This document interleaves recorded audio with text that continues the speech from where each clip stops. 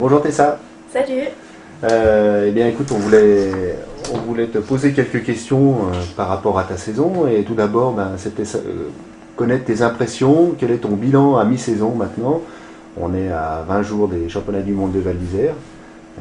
Quelles sont tes impressions sur ton début de saison? Plutôt une bonne saison qui a commencé.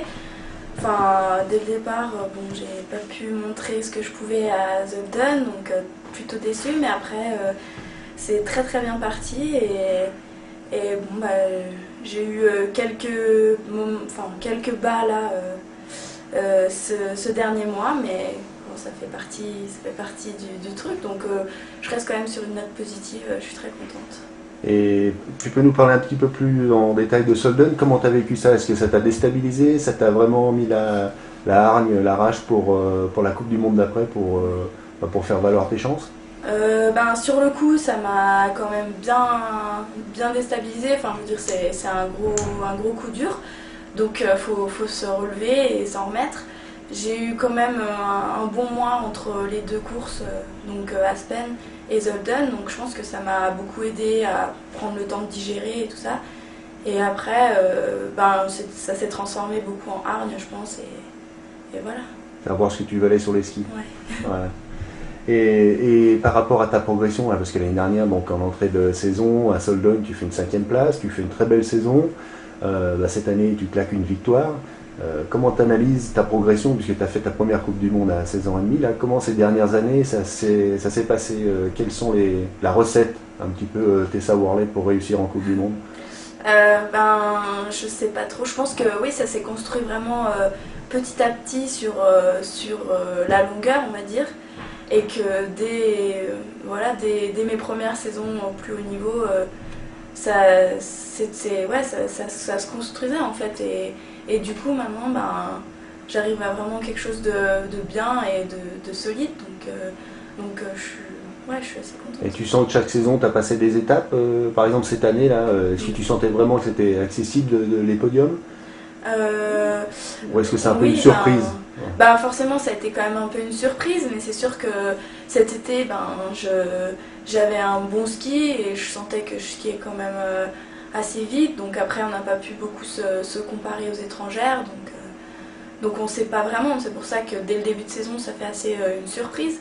Mais, mais non, maintenant. La performance, elle s'est construite petit à petit. Ouais, voilà. Et justement, c'est peut-être le groupe France. Il y a une émulation au sein du groupe France. Alors, comment ça se passe au sein du groupe des filles? Il y a une bonne ambiance, vous tirez la bourre, bien entendu, mais est-ce qu'il y a une bonne ambiance dans le groupe?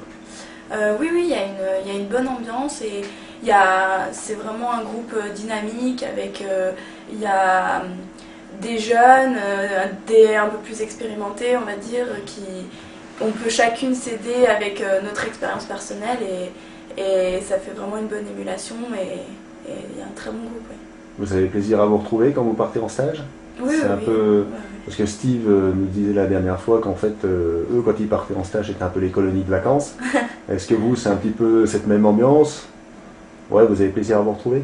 oui, oui, oui, c'est toujours les stages, c'est toujours la rigolade entre les tracés. Après, quand on fait notre manche, là, on est l'une contre l'autre, donc c'est pas la même histoire, mais bon, c'est toujours une bonne ambiance. Ouais. Ouais, donc travail sérieux dans la bonne humeur. Voilà.